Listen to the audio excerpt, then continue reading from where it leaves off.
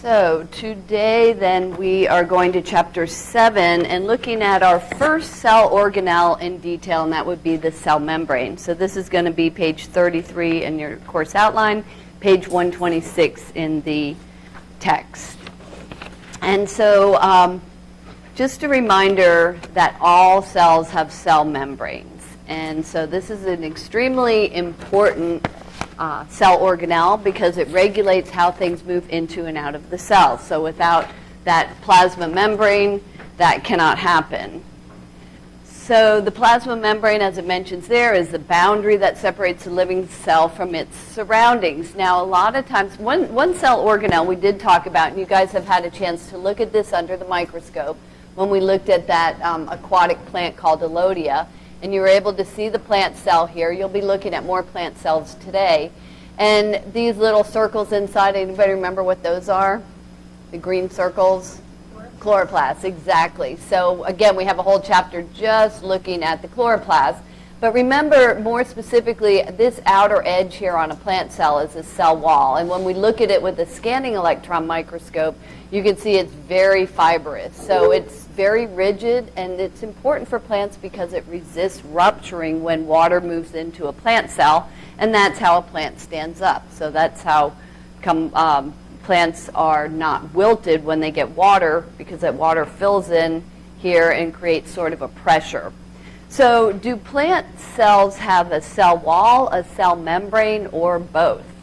Both, exactly. Remember, all cells have cell membranes that regulate diffusion, that is movement of substances across that membrane, but only photosynthetic cells and some fungi and some other organisms have cell walls. So not everything has a cell wall. And here's a clip on the difference.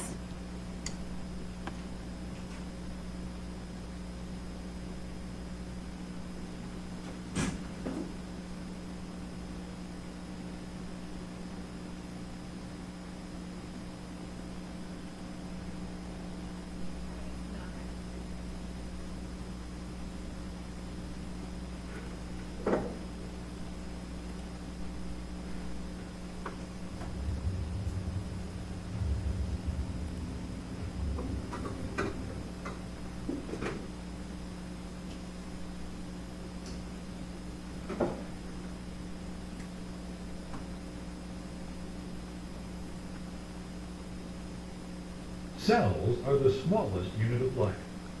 There are single-cell organisms and multi-celled organisms, like ourselves, made up of trillions of cells. There are all sorts of cells in our bodies and in the bodies of other animals. Cells with long tail-like flagella, like sperm, and cells that branch out to other cells in all sorts of directions, like nerve cells. There are single-celled organisms, like paramecium, that have well-defined shapes, and others, like amoebas, that are constantly changing shapes. But within all these cells lie the complex molecules of life. Cells can be combined to form huge living organisms, such as elephants and giraffes. But the basic biochemical processes of life can only be organized at the cellular level. The biochemical organization of every cell has to be protected from conditions in the external environment that would change or destroy that organization, and in the process, destroy life. Amazingly, that protection in most living organisms is provided by a two-layer line of molecules, about 1/10,000th the thickness of a sheet of paper. That layer, or line of molecules, which is referred to as either the cell or plasma membrane, is all that stands between the living and non-living worlds. The boundary between the living and non-living world is so fine because while powerful forces in the non-living environment, like waves crashing down on ocean tide pools, the burning heat of the desert sun, and the frigid cold of winter snows constantly threaten to destroy life, the living world is nevertheless totally dependent on the non-living world for its survival. From the life energy of the sun, nutrients in soil and seawater, gases in the atmosphere like oxygen, carbon dioxide, and fresh water from sources such as winter runoff. So while the workings of cells have to be protected from forces in the environment, that would disturb the organization of life. They also need to allow controlled access to the resources of the environment on which every living organism depends. Cell membranes not only have to provide for the protection of the cell and the controlled exchange of materials between the external environment and the cell, they also have to facilitate processes such as communication between cells, identifying cells and multicellular organisms so they aren't attacked by the organism's defensive antibodies, and allow cells to take on various shapes in order to carry out a variety of activities.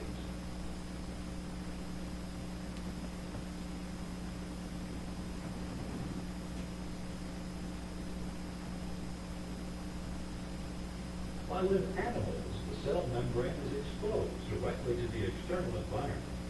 In the cells of certain protists, most bacteria, fungi, and all plants, the cellular membrane is covered by a stiff, non-living cell wall. In plant cells, the cell walls are composed of cellulose and other polysaccharides. While in fungal cells, the walls are made up of a modified polysaccharide called chitin. Bacterial cell walls also have a chitin-like framework to which amino acids and other molecules are bound. Mushrooms and plants have cell walls because, unlike animals, they have neither an external or internal skeletal structure to provide support, and must therefore rely on rigid cell walls in order to stand erect. Cell walls are produced by the cells they surround. In plants, vessels filled with a sticky polysaccharide, such as pectin, line up across the middle of dividing cells, eventually fusing together to form a new plasma membrane that separates the new daughter cells from one another. The pectin glues the two daughter cells together and forms what is referred to as the middle lamella. Each daughter cell secretes cellulose through its cellular membrane underneath the middle lamella to form the primary cell wall. Many plants then secrete additional cellulose molecules beneath the primary wall to form a thick secondary cell wall. In some plant cells, the secondary cell wall will become thicker than the rest of the cell. The cells that form tree trunks and branches have these very thick cell walls. These cells are composed almost entirely of cellulose. Without these strong and thick cellulose walls, trees would be incapable of supporting their large loads. Cell walls, in addition to being strong, are also porous to allow the passage of small molecules, such as minerals, amino acids, and sugars, to the cell membrane. Just as in animals, however, it is the cell membrane in plants that actually controls the passage of materials between the cell and its external environment.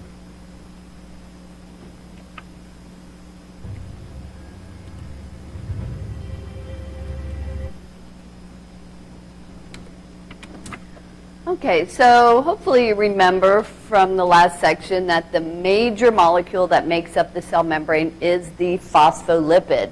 And if you recall, it had two important properties that make it so unique. It has this phosphate head, which actually is hydrophilic, which means it mixes with water, right? And then it has these two fatty acid tails, which are hydrophobic, meaning they're repelled by water. So if we put this molecule in water, is it going to be attracted or repelled? It's going to be both, right? It's kind of a trick question. And so the theory is, because it's both hydrophobic and hydrophilic, that when it was put in water, these molecules started spinning out so that the hydrophilic phosphate heads face towards the water, either outside the cell, we call extracellular water, or inside the cell, we call intracellular water, and made this lipid bilayer. And so now we see that cell membranes are made up of a lipid bilayer where we have the fatty acid tails clustering on the inside, making a hydrophobic layer, and then these phosphate heads making a hydrophilic layer. And that's going to influence which substances can move across and how they can move across. But there's more to it than that. It's not just the phospholipid bilayer. In addition, we have an intricate pattern of proteins, carbohydrates, and lipids that make up the cell membrane. And so we have what is known as the fluid mosaic model of membrane structure. This word fluid referring to the fact that these phospholipids are loosely linked. There's water bathing them, moving across back and forth, so it's relatively fluid. This word mosaic means an intricate pattern, so you can see all these proteins in purple here embedded in this plasma membrane. And also we have glycoproteins, which are a combination of a protein and glucose, which is a carb. We have glycolipids, which is a combination of glucose and a lipid. So we do have some structural carbohydrates and lipids as well that make up this membrane structure. So the next clip is going to take you on a voyage inside this cell membrane. So you can see this in sort of a 3D view.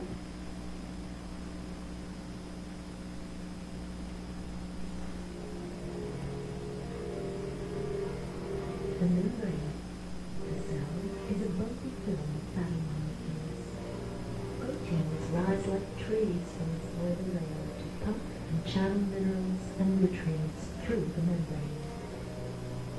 Other proteins use their branches to trap hormones that activate the cell. Some hormones are small enough to slip through the membrane to instruct the cell to move, grow, divide, or even die.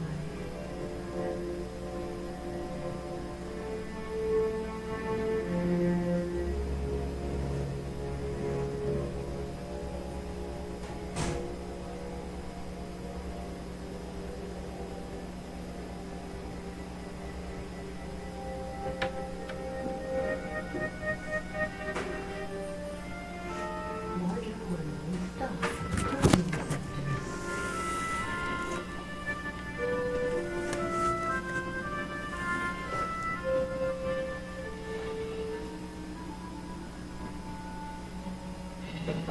The receptors send messenger molecules to the enzymes and organelles crowding the cell.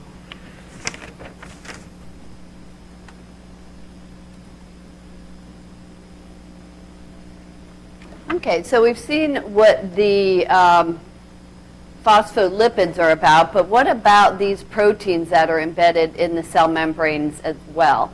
A couple things hopefully you remember about proteins. When we talked about proteins, we talked about the fact that they have a three-dimensional shape and that they work based on that shape and changing shape. And when they change shape, that allows things to move. So they're involved, a lot of what they do is involving movement, like the cytoskeleton. We talked about how it moves things along. And if you remember, I used the slinky to help you understand the different structures of a protein. And so usually it's in a large sort of three-dimensional shape. So again, how does it work? It works really based on making what we call conformational changes, that is, changing shape. And when it does that, it can allow certain substances to move across the cell membrane. So there's a lot of functions of these membrane proteins, and here's just a few. First of all, transport. Some molecules are either too large or too polar, that is, too charged, to simply dissolve in this lipid bilayer, and instead they need to move across.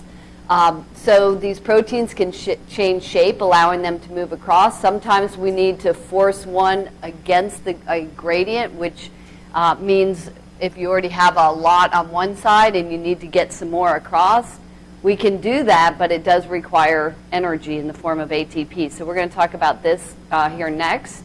We have a bunch of enzymes. The enzymes are all proteins. Some of these are embedded in the cell membrane and allow things, these metabolic reactions to occur. We have receptor proteins, which, as the name implies, receive certain things. Like this is a protein that's receiving insulin. What does insulin do? It regulates what? Anybody? Blood sugar, right. And so in order for it to do that, it has to bind to a receptor protein, which then changes the permeability of that cell membrane in order to allow sugar to move across. And then your blood sugar would go down. So very important function there. We also have recognition proteins that help us recognize friend from foe. How is it your body knows when you have a bacterial or viral infection, or especially a bacterial infection, which is a single-celled organism? How does it know that's not one of your cells? Well, it has different markers. We call these markers MHC markers, or major histocompatibility proteins. And they mark your cells as yours. And so it helps your immune cells recognize any foreign invaders. Unfortunately, this is also the problem when you have tissue transplants. You've probably heard somebody who needs a transplant needs a match. When they talk about a match, they're talking about these proteins. And if you're an identical twin, there's a good chance you're a very good match and you won't have too much trouble.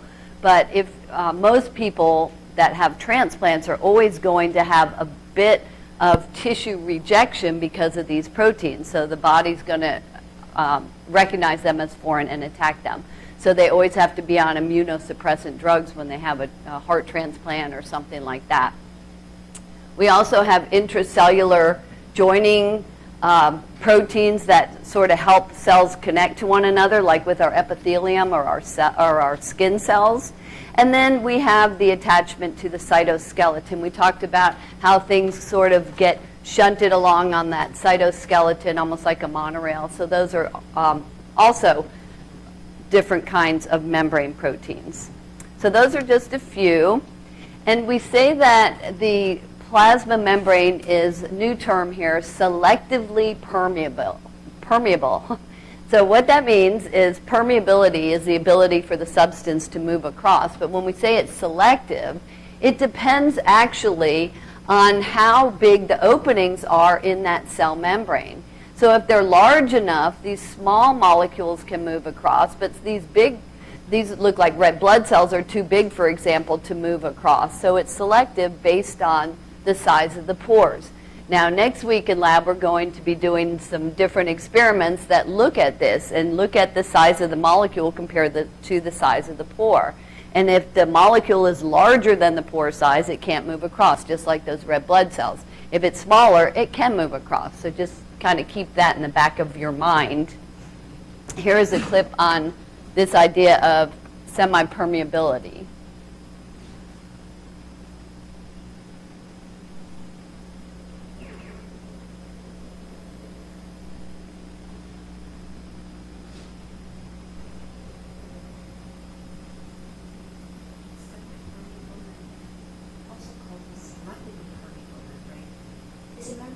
Certain molecules or ions to pass through it while blocking others.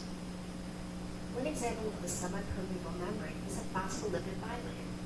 A group of phospholipids consisting of a phosphate head and two fatty acid tails are arranged into a double layer, with the hydrophilic phosphate heads exposed to the water content outside and within the cell, and the hydrophobic tails hidden on the inside.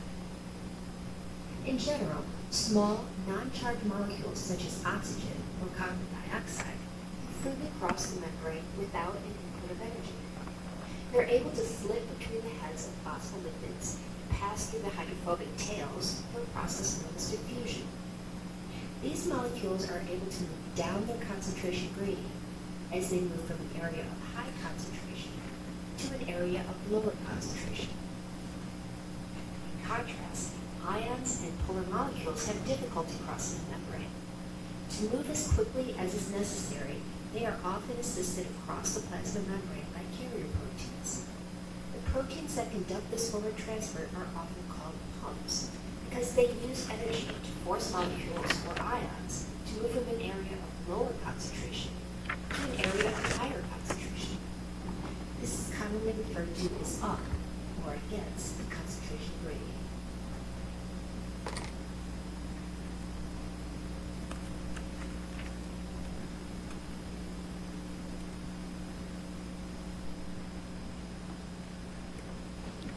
Okay, so there are several driving forces that influence the movement of substances across that cell membrane.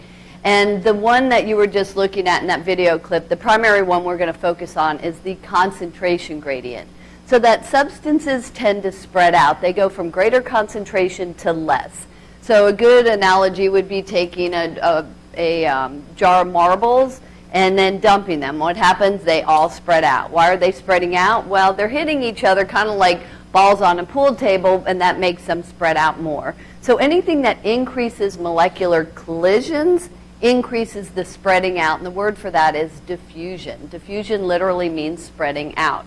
So that's one of the driving forces, and in lab next week we're going to look at several conditions that influence the rate of diffusion. For example, concentration. Let's look at this beaker of water. If I have a lump of sugar that is highly concentrated sugar, and I'm going to put it in a beaker of water, I will have a sugar solution. The sugar is the solute, and that is the solid. So whether it's sugar, salt, starch, whatever it is, we call that the solute. And then the solvent, whatever it's dissolved in, is the liquid, in this case water. So we put that lump of sugar in, and notice that the water molecules are colliding, the sugar molecules are colliding, and they continue to collide until they spread out equally. The sugar is moving, of course, from greater concentration to less. That's the way we expect it to occur in nature, until it reaches what we call dynamic equilibrium. So now these molecules are equally distributed. The water molecules and the sugar molecules are all equally distributed. We call that dynamic because they're still moving, but they're pretty much even, and now all the water is sugary, right? If this were a cup of coffee and I put in 1 lump of sugar versus 2 lumps, which one would get sugary faster? 1 lump or 2? 2. The more you add, the higher the concentration. The higher the concentration, the more collisions. The more collisions, the faster they diffuse. So concentration is one what's my word here? one factor, there we go, that influences the rate of diffusion. So what about temperature? If I put that sugar in a cup of hot coffee, or let's do tea, hot tea versus cold tea, which one do you think it's going to diffuse quicker? Hot tea, exactly, because heat is energy. Energy then would increase the collisions. In fact, if you take water and boil it, you can actually see those water molecules start colliding so much they start bubbling, and they spread out so much they go from a liquid to a vapor, right? And then the third one there is molecular size. We're going to take an agar plate, which is sort of like a plate of Jell-O, and it's got some holes cut in it, and we're going to add some molecules or some solutions that have molecules of different weights. Which one do you think will diffuse the fastest, the heavier or the lighter ones? Which one move fast? Think about you. Think about people. Think about, yeah, the heavier something is, generally, the slower it moves. And so that's because those molecules they're so big, usually if they're bigger, they're heavier, right? And they're so big they can't really slide past each other as easily as small molecules. Another analogy for that is like if we were all trying to get out this door. Remember pore size. We can fit through the door. We're smaller, we can get out. But if we look at how fast we can get out compared to if we were a bunch of kids, they'd get out faster. They can squeeze past each other. So generally, the smaller molecules move faster is what we're looking for on that. Then we have these 3 other gradients here. The electric gradient. What do you know about oppositely charged ions? What do? Opposites attract, right? And like charges repel. And so this is another thing that will cause movement in our bodies, these ions, which are very, very important because they're charged. Pressure gradient. Any idea what system in the body is under pressure? We have our blank pressure checked. Blood, right? Our circulatory system, right? And so this is a closed system where your heart is pumping blood away from it via arteries, and then it comes back through veins. So that's another situation where substances move based on pressure. They go from high pressure to low. And the last one there is a thermal gradient. What if I mix hot water and cold water? What do I get? Warm, right? What happened there? The heat was transferred to the cooler regions. That's what we call a thermal gradient. And so that will also affect movement of substances across the cell membrane. So for now, as I said, we're going to mainly focus on this concentration gradient and this idea that substances like to spread out, going from high concentration to low. But before that, first a look at why is this important to a cell anyway? Think about this. The only way the cell gets nourishment is based on the ability for substances to move from outside the cell to inside, right? So we eat food, we hydrolyze it, break it down into the unit molecules. Those unit molecules need to get into the cell.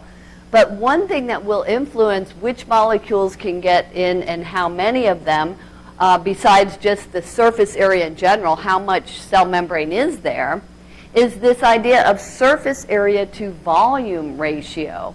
And how is that influenced? So in lab, we're also going to be looking at this. We're going to look at some cubes just like this that are also made of gelatin or agar type stuff. And we're going to soak them in a solution, and we're going to see how quickly the substances move across. And so we're going to make these calculations. Surface area, in case you don't remember, is length times width times the number of sides in a cube. How many sides are in a cube? 6. And they're all equal. So if you know the side of one cube, you know the measurement of all sides, right? So if we're looking at the surface area of this cube, it's 1 times the number of sides would be 6. The volume is length times width times height. So what would that be for a 1 millimeter? Is that 1 millimeter or centimeter? Oh, should be centimeter, but it looks like millimeter. But anyway, it would be 1 times 1 times 1, right, which would be 1. And then the point being, in order to determine the surface area to volume ratio, you divide those two. So you would divide 6 by 1, and that would be 6. And then we go to the next one, and again, it's length times width times the number of sides. So 2 times 2, which is 4, times 6 is 24. And then the volume, length times width times height. 2 times 2 is 4, times 2 is 8. Divide those two, and the surface area to volume ratio of that one would be 3. And then I could continue on to the 4 centimeter cube and find that it's 1.5. What is happening to the surface area to volume ratio as the size of the cube increases? Does it increase or decrease, the surface area to volume ratio? What's happening there? Increasing or decreasing? Decreasing, right? It started out at 6, then 3, then 1.5. So why is this important to a cell? And let me show you this clip, and then we'll talk about that.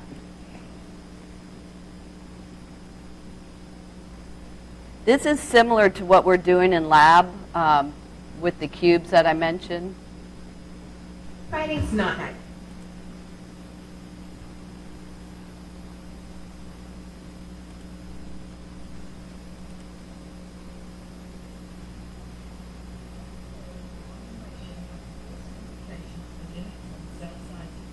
In this experiment, you will see a demonstration of how surface area to volume ratio changes with the size of the cell, and we will consider the impact it has on exchanging materials between the cell and its environment.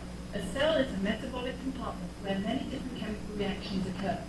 In this demonstration, the cell is represented by cubes of different sizes. The larger the volume of the cell, the larger the number of metabolic reactions that takes place. Here, the pink field of framing indicator is used to visualize the volume of the cell. We are using 3 different sized cubes here to represent 3 different sized cells. The first has a side of 1 centimeter's length, the second 2, and the third 3 centimeters length. Let's see how the surface area and the volume vary when we increase the size of the cells.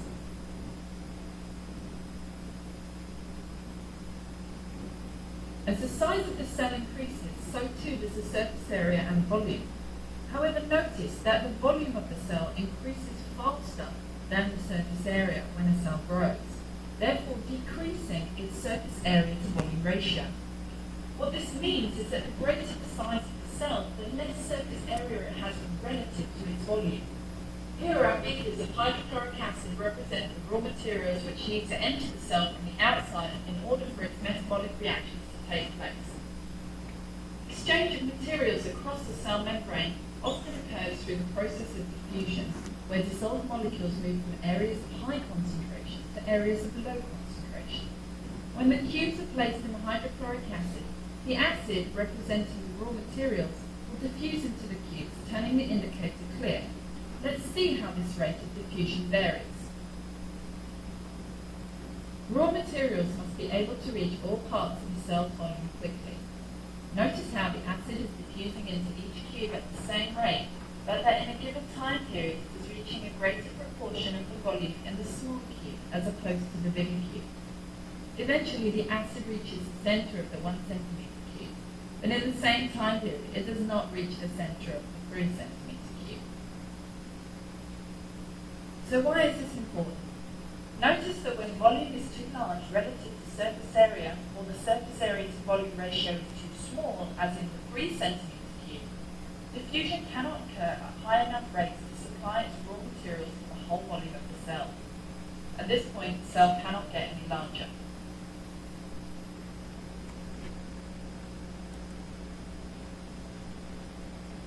So again, the point there is as the cell size increases, surface area to volume decreases, and that means the cell would starve if it gets too big. It can't get the nutrients to all parts of the cell. So there are limits because of this to how big a cell gets. So again, so diffusion then is moving across that cell membrane, and that word specifically means it's going with the gradient or spreading out, as I mentioned before. So it's going from greater concentration to less, as we would expect in nature. That doesn't require any energy. And that we call passive transport. And we're going to look at passive transport versus active transport. So notice that we have all these solutes outside the cell, and they're moving from greater concentration to less in passive transport. It does not require any energy. However, it may require a protein channel. If it does require a protein channel to assist, we call that facilitated diffusion. And as I mentioned, there are different ways these proteins change shape. In the case of a channel protein, it's almost like it has a gate that changes shape, opening up and allowing molecules across. In the case of a carrier protein, it has a binding site the molecule binds to, and then it kind of changes its shape so it sort of shunts it across. Or it can simply diffuse in that lipid bilayer, and that we call simple diffusion. So this is movement of the solute only, though, so far. So again, the movement of the salt or sugar or starch, whatever the solid is. Now, another analogy I use a lot is look at a crowded elevator. The doors open, everybody walks out and spreads out. But what if you had to shove one more person in a crowded elevator? That would require energy, and that's similar to what active transport is. It's pushing one more across where it's already crowded. So it requires energy in the form of ATP. But first we're going to look at the passive transport mechanisms, and then we will come back to the active transport mechanisms. And here's a clip on passive transport.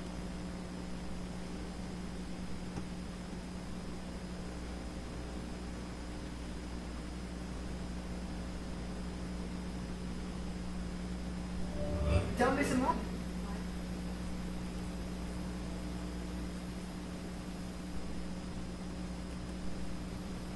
Oops.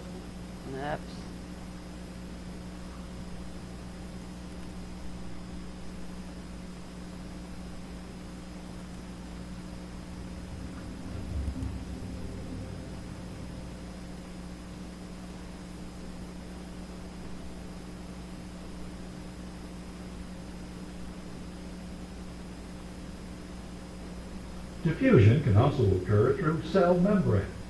However, cell membranes are selectively permeable. This means that some substances can diffuse through a cell membrane while others cannot. The flow of ions or molecules through a cell membrane as a result of diffusion is referred to as passive transport.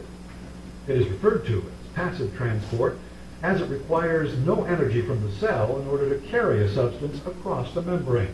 In the process of passive transport, the membrane acts as a filter.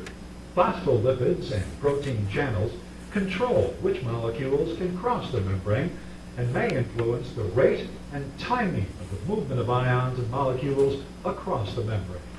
But they do not influence the direction of movement. Substances continue to move only from areas of high concentration to areas of low concentration.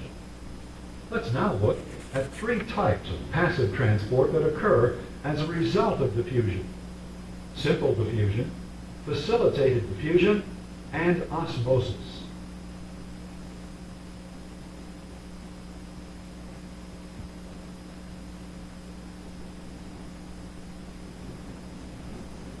Simple diffusion is the process by which gases, such as oxygen and carbon dioxide, dissolve in water, and phospholipid-soluble molecules, such as ethyl alcohol and vitamin A, diffuse across the phospholipid bilayer.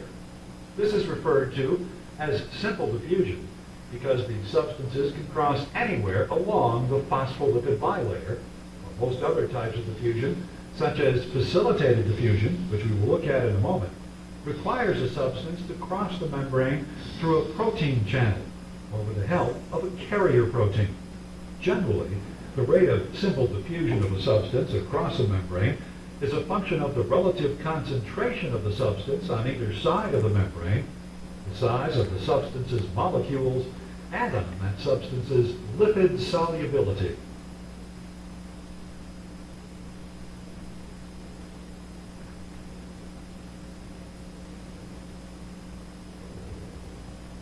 In the process of facilitated diffusion, either channel proteins or carrier proteins facilitate the crossing of a cellular membrane by water-soluble substances such as sodium, potassium, and calcium ions, amino acids, and monosaccharides, which cannot typically diffuse through the phospholipid bilayer. As we saw earlier, each type of channel protein is typically lined with specific amino acids and has a unique diameter in order to allow only certain ions or other substances to pass. Channel proteins also often have gates which open and close in response to electrical or chemical signals. Carrier proteins, as we saw earlier, attach to specific molecules in the cytoplasm or extracellular fluid. The attachment triggers changes in the shape of the carrier protein that allows the molecule to pass through the protein and thus cross the plasma membrane. Some carrier proteins don't use cellular energy and only allow ions and molecules through the membrane that would normally pass through as a result of diffusion. However, as we will see later, there are carrier proteins that use cellular energy to carry substances against the flow created by diffusion.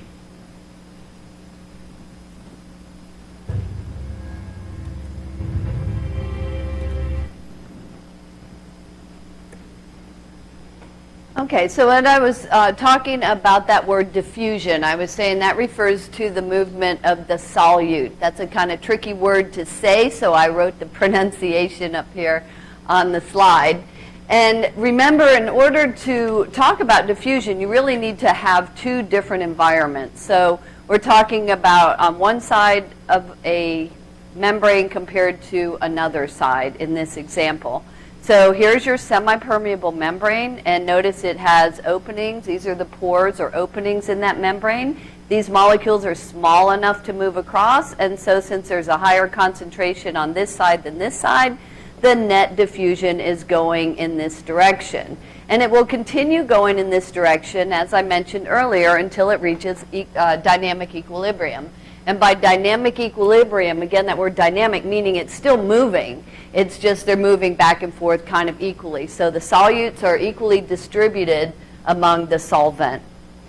Now, what if I added some molecules on this side, these purple molecules? Now they're going to reverse the direction of diffusion, going in the opposite direction, and it continues until it's equal on both sides for both of those solutes. So that's essentially what these molecules want to do, going with the gradient. So that is simple diffusion. They're simply dissolving in the lipid bilayer, and it's controlled by the size of the pores compared to the molecules. But what if those molecules are either too large or too polar, too charged to move across that way? In that case, they need some help from proteins. The word for that is facilitated. We have facilitated diffusion. Notice we still have that word diffusion, which always, always, always means passive, spreading out, going with the gradient. But in this case, it can either be a carrier protein, literally carrying it across through these binding sites as it shunts it through, as you see here, or it can be a channel protein where it has a channel to go through. And there's usually almost like a gate at the top that changes shape, opens up, and allows it to move through. So that is facilitated diffusion. But we've only talked about the movement of the solute. What about the solvent. Well, that also can diffuse. And so to understand how the solvent diffuses, we need to understand new terms. First of all, this term tonicity. By the way, the passive transport of a solvent, usually water, is called osmosis. So tonicity refers to the concentration of the solute. So again, this is a little confusing because we're talking about diffusion of water, which is the solvent, but it's based on the concentration of the solute, which would be salt, sugar, or starch. If something is hypertonic, what does hyper mean, a lot or a little? A lot, like a hyperactive child has a lot of energy, right? So if it's hypertonic, that means a lot of salt or sugar or starch compared to something else. Again, these are comparative terms. You have to have two environments. You can't just say something's hypertonic compared to what? Okay, so hypertonic means a lot of solute or a higher concentration compared to a hypotonic solution. Hypo means low. And isotonic means equal, when they're equal on both sides. So for instance, when we had the lab where we soaked the potato in a concentrated salt solution, that salt solution was hypertonic, had more salt in the solution outside the cell than the potato cells had themselves. Let's say that salt solution may have been 99% salt, 1% water, whereas cells are only 95% water, leaving 5% salt. What happened to that potato after soaking it in salt water? Did it get heavier or lighter? It got lighter, which means it what? Hydrated or dehydrated? It dehydrated. What happened there? Why did it dehydrate? Why did water move out? That movement of water is osmosis. And the reason it moved that way has to do with tonicity. So here's a clip on that.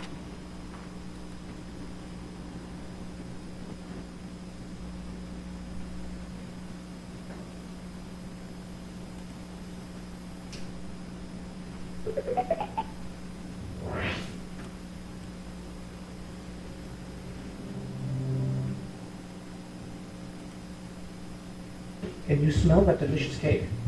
Have you ever wondered why your fingers prune in water, or how plants manage to take up nutrients from the soil?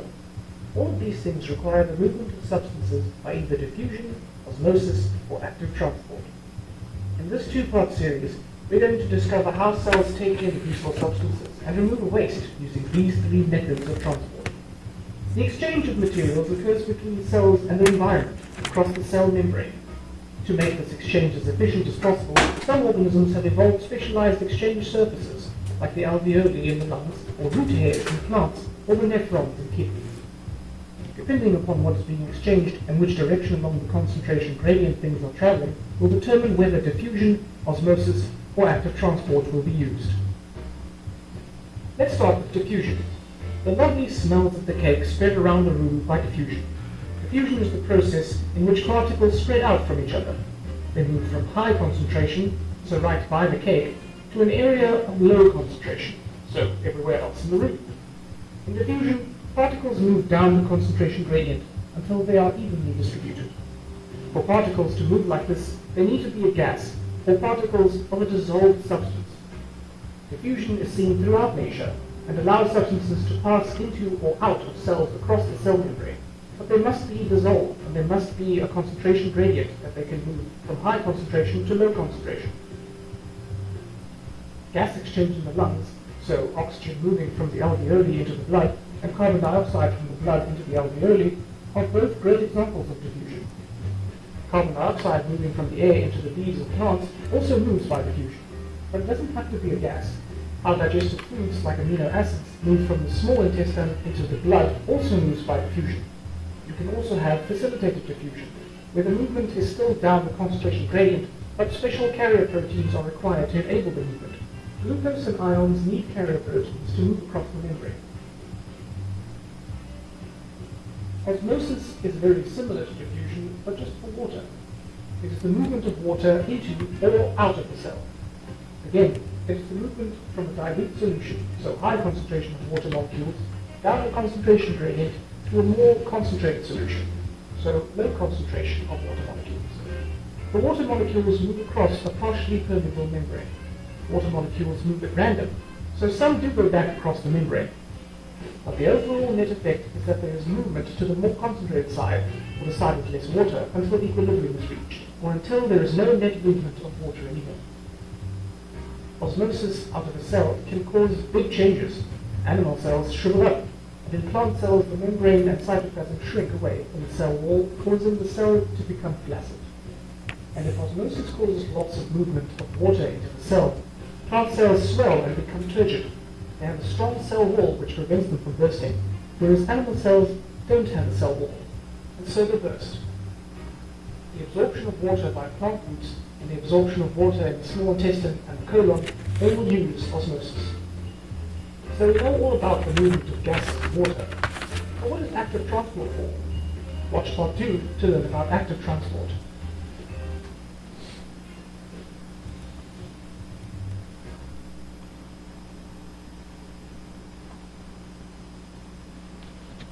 One thing I should mention about that video clip, and actually I have a little note on it, that people often assume that wrinkling is the result of water passing into and out of the layer of the skin and making it swell up. So people always thought, you know, your fingers are wrinkling because of osmosis, the movement of water, but our skin is keratinized, so that doesn't make any sense. And so researchers have known since the 1930s that the effect does not occur when there is nerve damage to the fingers. So this points to the change being an involuntary reaction by the body's autonomic nervous system. In fact, the distinctive wrinkling is caused by blood vessels constricting below the skin. And so the idea is that wrinkly fingers are an evolutionary adaptation to help us hold on to things better when we're in the water. And it's a nervous system thing and not a result of osmosis or diffusion. But anyway, back to this idea of osmosis. So one of the things we're going to look at in lab is we're going to take what's known as a dialysis bag. Now notice these two terms here. Osmosis, we mentioned, is the movement of the solvent. We use the word dialysis to refer to the movement of the solute. So when you hear dialysis, what does that make you think of? Anybody? Anybody with a medical condition that might need, dialysis? What is that for? People who have what kind of problems? Kidneys, right. And so why? Because kidneys regulate osmosis and diffusion. And in fact, as you have excess solutes in your blood, it moves across your kidney tubules into to forming urine and that you can excrete. So I'll show you about how that works in just a second. But anyway, let's just take a look at this dialysis bag that's simulating a cell, which we're going to do in lab. And let's say we have a 3% starch solution and 97% water solution in the bag. This is a semi-permeable bag, so some substances can move across and others cannot. And in the beaker, we suspend that bag in a solution of 1% starch and 99% water. So which is the hypertonic solution? Which one? Remember, hyper means a lot. Tonicity refers to the solute, in this case, starch. So which one is the hypertonic solution, in the cell or in the environment? Hypertonic. This one has 3%, this one has 1% starch. So the cell would be hypertonic compared to the beaker water, which would be hypotonic. So which way, if starch could move, is it going to move into or out of the bag, trying to reach equilibrium? You've got a 3% compared to a 1%. It's going to go from greater concentration to less, so is it going to move into or out of the bag? Out of the bag. It should move out of the bag. Which way should water move? You've got 99% in the environment and only 97% in the cell. So which way, bless you, should water move? It should move in, which is going to make that cell swell because water has a lot of volume to it compared to the solute. The solute, you're not going to really see a physical difference. But this gets back to that potato. So we did just the opposite. Instead of soaking it in a hypotonic solution, we soaked it in a hypertonic solution. Water moved out then, and the cell shrank and became dehydrated and weighed less. So keep in mind, water always moves towards the hypertonic solution. Always moves towards the hypertonic solution. Now, we were talking about dialysis. which is the movement of the solute. This is just a quick look at how, sort of how a dialysis machine works. But so when people's kidneys aren't functioning properly, then they'll just remove their blood, pass it through this machine which uses a pump to keep the blood moving through the machine at a higher pressure than the dialysis fluid. The dialysis fluid, by the way, is hypotonic, so the solutes are always moving towards the hypotonic solution, and they would be moving out, and then it returns the clean blood back to the body. But when we look at water balance of cells with walls, cell walls help maintain water balance. So if you're looking at, for instance, our cells, do we have cell walls? No. So if we're gaining water from the environment into our cells, what's going to happen? Those are eventually going to blow up and rupture, right? Whereas plants that have cell walls, that prevents them from rupturing, which is a great thing. And in fact, it actually causes them to become turgid. That word turgid means that they're firm or hydrated. So a wilted plant is the opposite of a turgid plant. But what happens with plant cells is that when they, compared to animal cells, if a plant cell is put into a hypotonic solution, water moves in, the cell wall creates a pressure against that, and the cell becomes turgid and it stands up. So unlike us, we have an endoskeleton that keeps us standing up. Plants don't have a skeleton, so they require a hydrostatic skeleton, a water skeleton. But if you look at this compared to a red blood cell, which is an animal cell like ours, if our cells are put in a hypotonic solution, water moves in, and there's no cell wall to prevent rupturing, and that cell becomes lysed. Remember, that word means rupturing or split. Likewise, if it's put into a hypertonic solution, just like our potatoes, it's going to shrivel up and dehydrate, which is also not good. So the cells need to stay in an isotonic solution. We're going to be looking at plant cells in the lab, and we're going to put them in distilled water and salt water and see what happens. And when you put them in a hypertonic saltwater solution, you're going to see these chloroplasts will all come to the middle. That central vacuole will get a lot smaller as it becomes plasmalized or it shrinks. That's how you tell whether it's swelling or shrinking, is by looking at that central vacuole and seeing, is this getting bigger? Then it would be swelling or smaller. So you'll be looking at these under the microscope. Why is this important? This is especially important for you guys who are going into the medical profession, especially if you're going to be administering IVs. This can cause a lot of problems if you do not get the tonicity of the IVs correct. The idea is to get fluids to move from the IV bag right into the person's blood so they stay hydrated.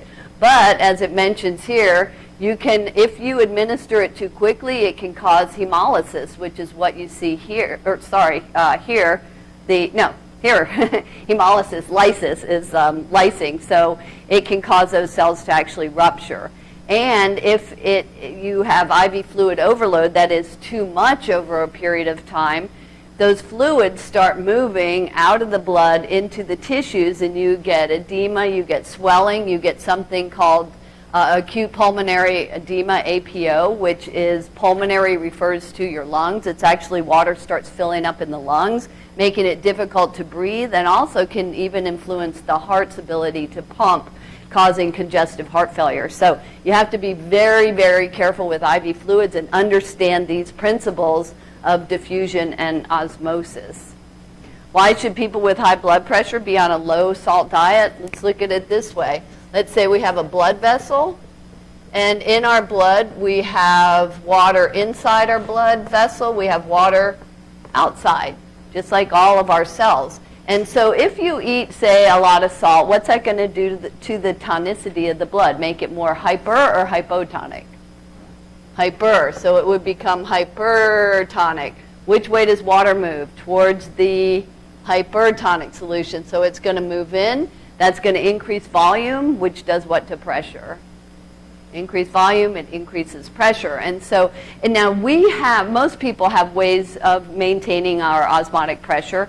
But it's only with people who already have an issue that they should be on a low salt diet. And by the way, if you have a water softener, the way a water softener works is by exchanging calcium ions, which is what hard water is. It causes a spotting on your different appliances and things like that. So people want to get rid of the calcium, so it gets exchanged for magnesium, which is salt. And so you actually can increase the tonicity of your water. And if you water your plants with soft water, that's going to happen. If you drink it, it can actually be a problem for people who need to be on low salt diets. So just keep that in mind if you have a water softener. Oh, Amber alert? Yeah. So let's look at tonicity doing this little exercise, because another importance of understanding this is, especially if you're an aquatic organism, they are victims to their surroundings and they have to be in an isotonic solution. But think about this, after we have, what kind of tonicity is the Indian River Lagoon? Is it saltwater, freshwater, what? Anybody know? There's a name for it. Brackish, right. And it's a specific amount of salt, and those organisms' cells are used to that. Unlike our cells, which are keratinized, so that means if we go in water, our cells aren't going to shrink or swell, which is why that didn't make sense about the finger thing. We don't gain or lose water to our environment like an aquatic organism like this paramecium, which you guys are going to see today swimming around. And so they're always gaining water, and they have osmoregulation, that is a way to get rid of that excess water. But if, let's say, it's rainy season, we have all this rain dumping into the Indian River Lagoon, what's that going to do to the tonicity of the lagoon? Make it more hyper or hypotonic? If you're adding fresh water from the rain, it's going to dilute it, right? Lower the tonicity, making it more hypotonic, right? And so what would then happen to those organisms' their cells if they're in a hypotonic solution? Are they going to shrink or swell? They're going to swell, but right, because water moves towards the hypertonic solution, that's going to make them rupture, and that can kill them. Also, tonicity influences where the fish eggs and things like that float in the water column. So changing that can cause those fish eggs to sink, for instance, and they won't be able to get fertilized that way. So let's look at this little tonicity exercise, if it will work for me. Let me see here. Ouch! Ouch! Okay, so we've got a plant cell, an animal cell, and a paramecium, which is also an animal cell, and or a protist actually, but we're going to put them in either a hypotonic, isotonic, or hypertonic solution. So red blood cell going in a hypotonic solution, what's going to happen? Shrink or swell? Yep, it's going to swell. Water always moves towards a hypertonic solution. Now the elodia going in a hypertonic solution, what's going to happen? Shrink. So see how everything collapses. If the cell wall doesn't collapse, but the chloroplast, everything moves to the middle. That's what you're looking for when you look at this under the microscope. Now, paramecium in a hypertonic solution. What's going to happen? Shrink or swell? Shrink. Hypertonic, water moves towards a hypertonic solution. Now the elodia in a hypotonic solution. What's going to happen? There you go. Red blood cell in an isotonic solution. What's going to happen? Nothing. Good. Elodia in a hypotonic solution. What's going to happen? There we go. All right, I think you got it. And then here is a clip on the paramecium. You're going to see this under the microscope today, the actual live organism. And when you're looking at these organisms, one of the things you're looking for, first of all, is are they photosynthetic or not? And the way you know is by the color. If you look at this, and you can see, does it have any chloroplast? Do you see any green balls? No, so this is non-photosynthetic. But notice water is always coming in via osmosis, and it's filling up this contractile vacuole. And when that vacuole gets filled, then it contracts and it releases the water out into the environment. So this is what we call osmoregulation. There's some that have these contractile vacuoles. There are others that have osmotic pumps that can actually adjust salt based on pumping actions in their body. If you've ever heard about sharks being found up the Mississippi River when they're used to being in salt water, which is isotonic, how did that happen? Again, they have osmoregulations. By the way, here's the cilia you'll be looking for, that the hair-like extensions that move this paramecium through the environment.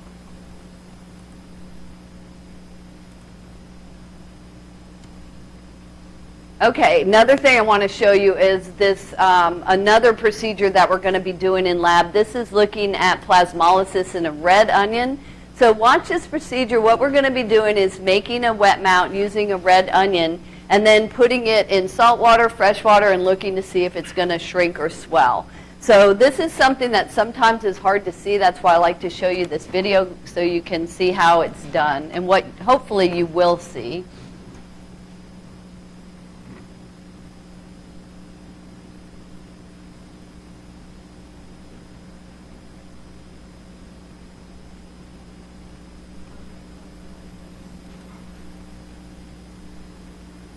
For this lab, you will need a microscope, water, an onion, a cover slip, slide, 0.5 molar plasmolyzing solution, goggles, gloves,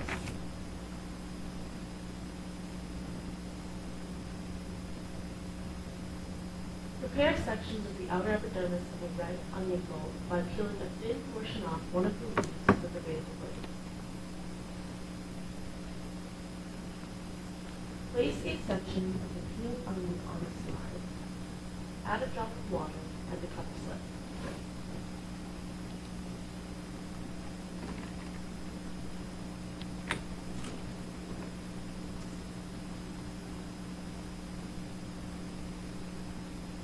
Examine under low, then medium magnification until you find an area where you can clearly see individual component cells.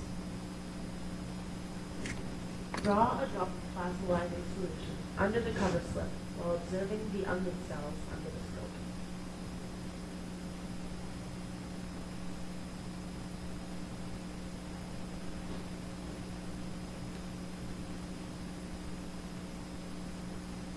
After a brief period of observation, attempt to deplasmalize the cells by drawing water under the cover slip.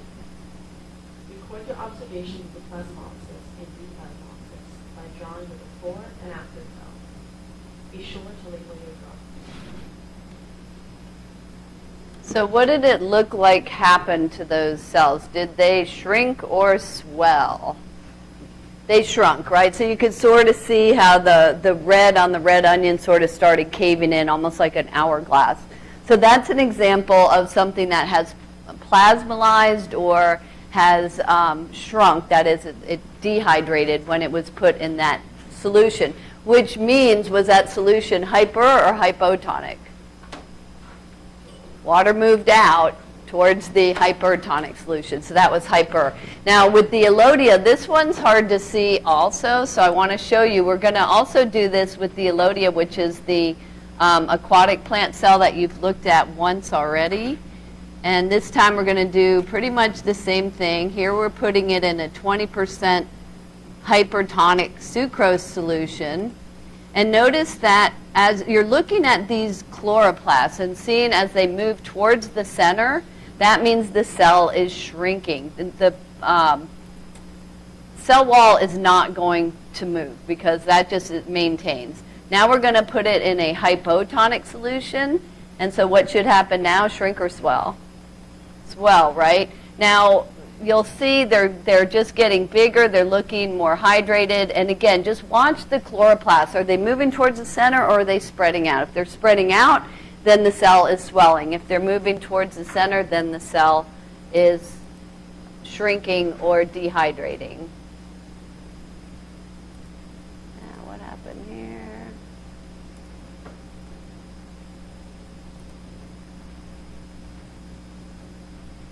Okay, so those are the different types of passive transport mechanism.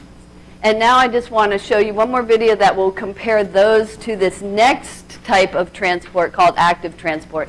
Remember, in passive transport, it's going with the gradient. It does not require any energy. It's spreading out the way we would expect. Active transport is just the opposite. We're trying to push one more in a crowded elevator. As you see here, we already have a bunch outside this cell. We want to push some more across.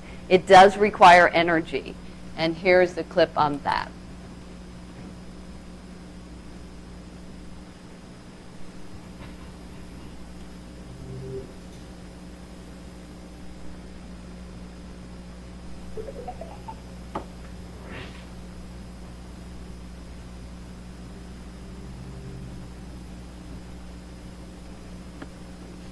In the first part of this video, we looked at diffusion for the movement of gases and osmosis for the movement of water.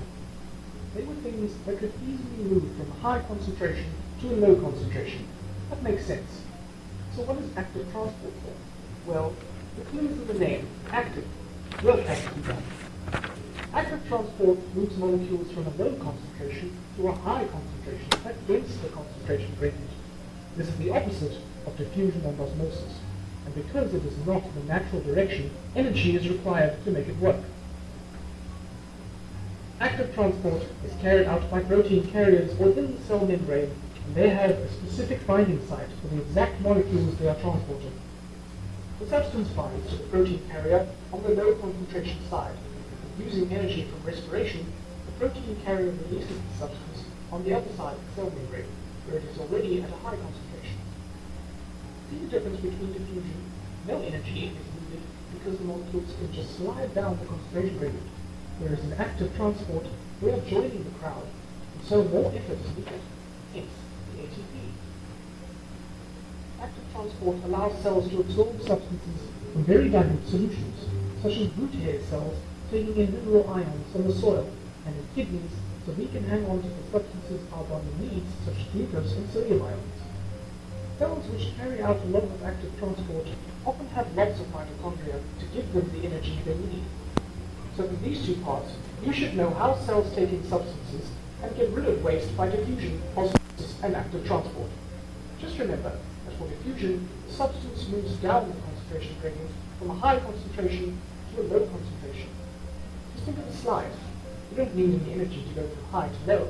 It's easy. Whereas active transport is the opposite. The substance needs to move up the concentration gradient from low concentration to a high concentration. Think of climbing a ladder. You need energy to go from low down to high up.